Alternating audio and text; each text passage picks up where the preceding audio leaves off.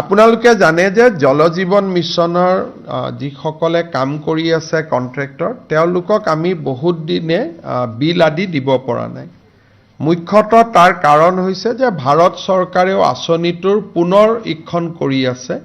বিভিন্ন অভিযোগৰ পৰিপ্ৰেক্ষিতত ভাৰত চৰকাৰে দেশৰ বিভিন্ন স্থানলৈ টিম পঠিয়াইছে আৰু তেওঁলোকে এটা নিউট্ৰেল এছেছ কৰি আছে যে কোন ৰাজ্যত স্কিমটো কেনেকুৱা পৰ্যায়ত সফল হৈছে। এই বিষয়ে আলোচনা বা কেন্দ্ৰীয় চৰকাৰে পৰীক্ষা কৰি আছে যদিও দীৰ্ঘদিন ধৰি আমাৰ কন্ট্ৰেক্টৰসকলে পেমেণ্ট নোপোৱাৰ কাৰণে তেওঁলোক আৰ্থিক অসুবিধাটো সন্মুখীন হৈছে। বিষয়টোৰ প্ৰতি লক্ষ্য ৰাখি তেওঁলোকৰ যি পাৰফৰ্মেন্স গ্যাৰেণ্টি আমাৰ লগত জমা আছিলে আমি জল জীৱন মিছনৰ কন্ট্ৰেক্টৰসকলক পাৰফৰ্মেন্স গ্যাৰেণ্টি টকাটো উভতাই দিবলৈ আজি কেবিনেটে সিদ্ধান্ত লৈছে। ইয়াৰ ফলত প্ৰায় 1500 কোটি টকা জল জীৱন মিছনৰ ঠিকাদাৰসকলে বা কন্ট্ৰেক্টৰসকলে পাবলৈ সক্ষম হ'ব। আজি কেবিনেটে আৰু এটা বিশেষ সিদ্ধান্ত লয়। আমাৰ জল জীৱন মিছনত জলমিত্ৰ আৰু জল সহায়ক দুটা কেটেগৰীৰ ৰাইজে বা ব্যক্তিয়ে ভলেণ্টিয়াৰ হিচাপে কাম কৰি আছে। তেওঁলোকক আমি কম সংখ্যক মাননি দিওঁ, কিন্তু কাৰোবাৰ মৃত্যু হ'লে পৰিয়ালটো যথেষ্ট অসুবিধাৰ সন্মুখীন হয়। কেবিনেটে আজি এটা সিদ্ধান্ত লৈছে যে জলমিত্ৰ, সজল মিত্ৰ বা জল সহায়ক তেওঁলোকৰ যদি আকস্মিক মৃত্যু হয় পৰিয়াললৈকে ৰাজ্য চৰকাৰে এককালীন 5 লাখ টকাৰ সাহায্য আগবঢ়াব। আমাৰ মহাবিদ্যালয়ৰ অধ্যাপকসমূহক কিছুদিন আগতে আমি কেৰিয়াৰ এডভান্সমেণ্ট স্কিম বা কেছ প্ৰমোশ্যন দিছিলোঁ, কিন্তু যিটো দিনৰ পৰা প্ৰমোশ্যন পাইছিলে সেই দিনটোৰ পৰাই প্ৰমোশ্যনটো কাৰ্যকৰী হৈছিলে। কেবিনেটে আজি সিদ্ধান্ত লৈছে যে for the purpose of counting seniority তেওঁলোকে যি দিনৰ পৰাই যোগ্য হৈছিলে সেই দিনাখনৰ পৰাই তেওঁলোকৰ প্ৰমোশ্যনটো আমি কাউণ্ট কৰিম। ইয়াৰ ফলত এছিষ্টেণ্ট প্ৰফেচাৰজন এছ'চিয়েট হোৱা, এছ'চিয়েটজন প্ৰফেচাৰ হোৱা, এই প্ৰক্ৰিয়াটোত কলেজ অধ্যাপকসকলক সহায় কৰিব, কিন্তু বিত্তীয় সুবিধা তেওঁলোকে নাপাব। খালি তেওঁলোকৰ প্ৰমোশ্যনটো আমি তেওঁলোক যি দিনাখনৰ পৰাই যোগ্য হৈছিলে সেই দিনাখনৰ পৰাই আমি প্ৰমোশ্যনটো কাউণ্ট কৰিম।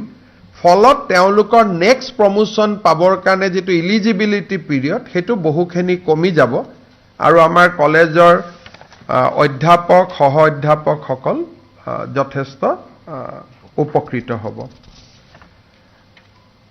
আজি আমাৰ মিছন বসুন্ধৰাটো আমি বহু কেইখন মাটিৰ আবেদন নিষ্পত্তি কৰোঁ।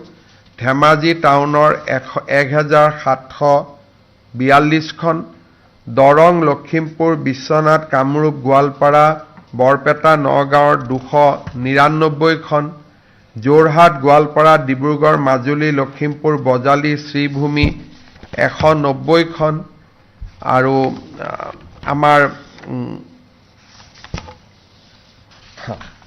আমাৰ এই ধৰণে মিছন বসুন্ধৰা 3ৰ আমি যিখিনি নামঘৰ, চৰকাৰী কাৰ্যালয়, শিক্ষানুষ্ঠানক মাটি দিয়াৰ আমি যোৱা 2 মাহৰ পৰা প্ৰচেষ্টা চলাই আহিছোঁ।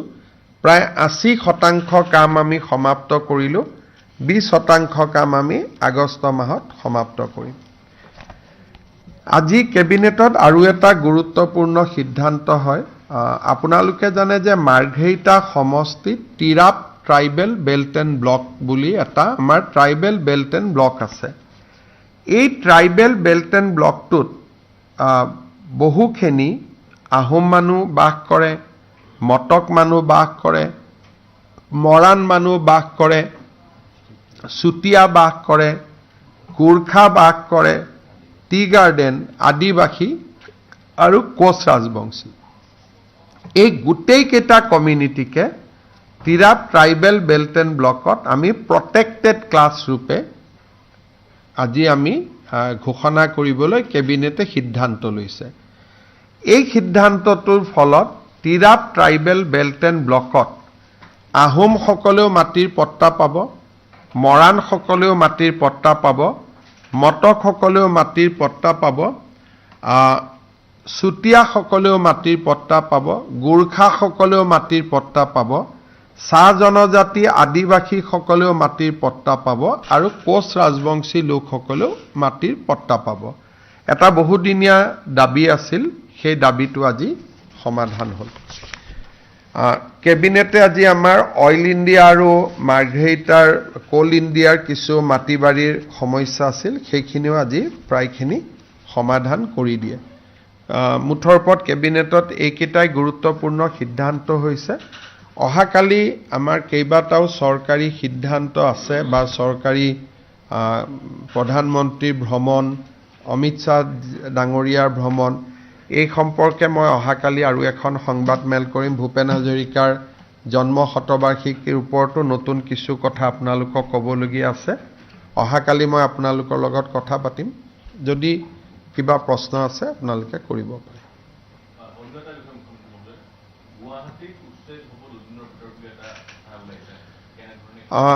গুৱাহাটী ট্ৰাইবেল বেল্টে, গুৱাহাটীৰ ফৰেষ্টত যিখিনি নন ইণ্ডিজেনাছ মানুহ আছে তেওঁলোকক আমি এটা ছাৰ্ভে কৰি দিছোঁ। মই ৱৰ্ডটো আকৌ ৰিপিট কৰিছোঁ, নন ইণ্ডিজেনাছ, অৰ্থাৎ থলুৱা মানুহৰ ক্ষেত্ৰত আমি ছাৰ্ভে কৰা নাই, খিলঞ্জীয়া মানুহৰ ক্ষেত্ৰত আমি ছাৰ্ভে কৰা নাই।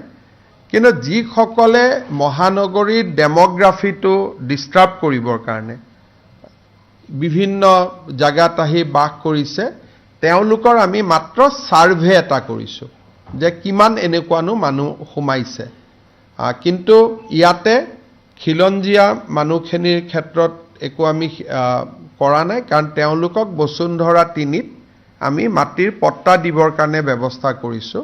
আৰু এইটো অনলি ফৰ ফৰেষ্ট, ৰেভিনিউ লেণ্ডৰ ক্ষেত্ৰতো কোনো ছাৰ্ভে হোৱা নাই।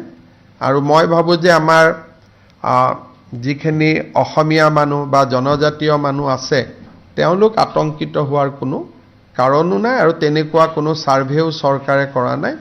Survey is strictly limited to non indigenous people, যিটো তিনিটা প্ৰজন্ম যিটো আমাৰ ইয়াতে নাই। তিনিটা প্ৰজন্ম, ধৰ্মৰ লগত কথা নাই। যদি তিনিটা প্ৰজন্ম অসমত আছে তেতিয়াহ'লে আমি ছাৰ্ভে নকৰোঁ, কিন্তু তিনিটা প্ৰজন্ম যদি অসমৰ নহয় তেতিয়াহ'লে আমি ছাৰ্ভে কৰিম। 2 দিনৰ ভিতৰত উচ্ছেদ কৰাটো সম্ভৱ নহয়, গোটেই মানুহবোৰ উৰিয়াম ঘাটতে লাগি আছে। এতিয়া 2 দিনৰ কথাটো একো নাই, কিন্তু যিকোনো দিনতে আমি গুৱাহাটীখনকো অলপ খালী কৰিব লাগিব, নহ'লে গুৱাহাটীৰ বোজ অলপ বাঢ়ি গৈছে। গুৱাহাটীয়ে ইমান মানুহ ল'বই নোৱাৰে।